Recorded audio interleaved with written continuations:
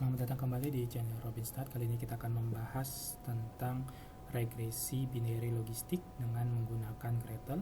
Sebelum lebih lanjut, para sahabat dapat like, komen, dan subscribe untuk mendapatkan informasi video menarik lainnya. Ya, kita akan coba menggunakan Gretl untuk regresi binary logistik ya.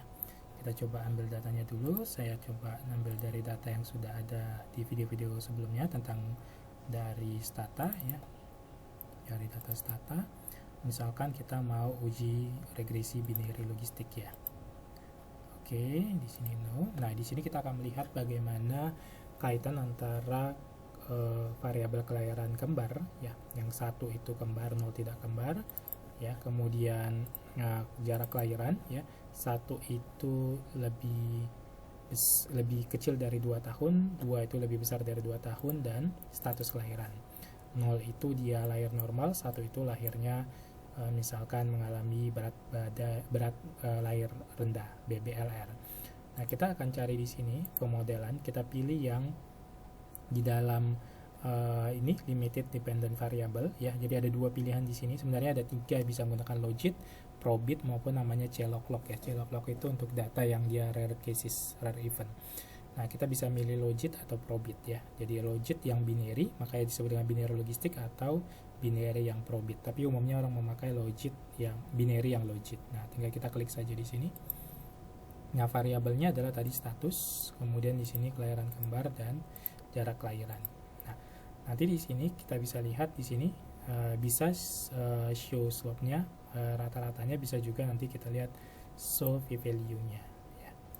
Nah, kalau kita lihat di sini, kalau mau pakai p-value, kita tinggal OK kan saja. Nah, ini hasilnya. Kalau kita lihat nilainya, kelahiran kembar dan jarak kelahiran, ini dua-duanya signifikan. Nah, berapa nilai koefisien determinasi itu bisa dilihat dari McFadden R-square-nya. Jadi ini cukup kecil ya, cuma 3%. Ya. Karena memang cuma 2 variabel yang digunakan dan datanya berupa data yang kategorik gitu ya. Kalau kelahiran kembar dan jarak kelahiran ini ininya signifikannya positif, artinya kalau kelahiran kembar tadi, maka dia akan meningkatkan risiko berat lahir rendah. Begitu juga dengan jarak kelahiran yang kurang dari 2 tahun. Nah, kemudian model ini mampu memprediksi seberapa persen. Nah, ya tinggal dijumlahkan saja. Yang kode 0 ke 0, nyari tepat nilai aktual diprediksi 0, nilai 1 diprediksi 1. Nah, berarti ini ditambah ini dibagi dengan total datanya. Ya, total datanya ini 16.344. Nah, kemudian ada beberapa tes di sini, beberapa tes yang dapat digunakan. Ya, omitted variable. Nah, apakah dia omitted atau tidak? Apakah ada variabel lain yang mungkin bisa dimasukkan? Kemudian di sini kita bisa copy hasil ya, nanti tinggal kopinya dalam bentuk apa, ke Word ya.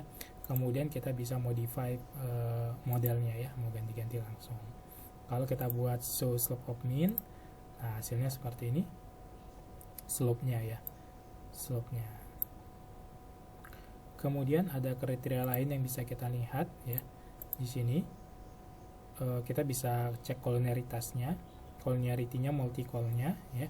Ternyata dia tidak ada multi-call antara variabel ini. Jadi di dalam logistik pun perlu dicek multi-collinearitas gitu ya.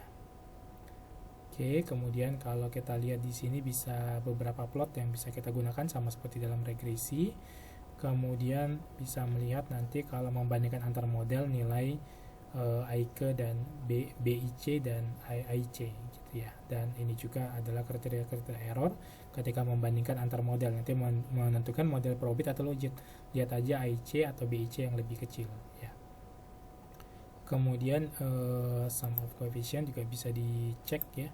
Di sini dicek dua-duanya bisa. Jadi dia signifikan kedua-duanya secara simultan. Nah, itu yang bisa kita gunakan di dalam regresi logistik. Nah, untuk uji-uji kayak regresi biasa seperti hetero, normalitas, autocall itu tidak bisa di sini. Nah, apalagi linearitas, memang bentuknya tidak linear.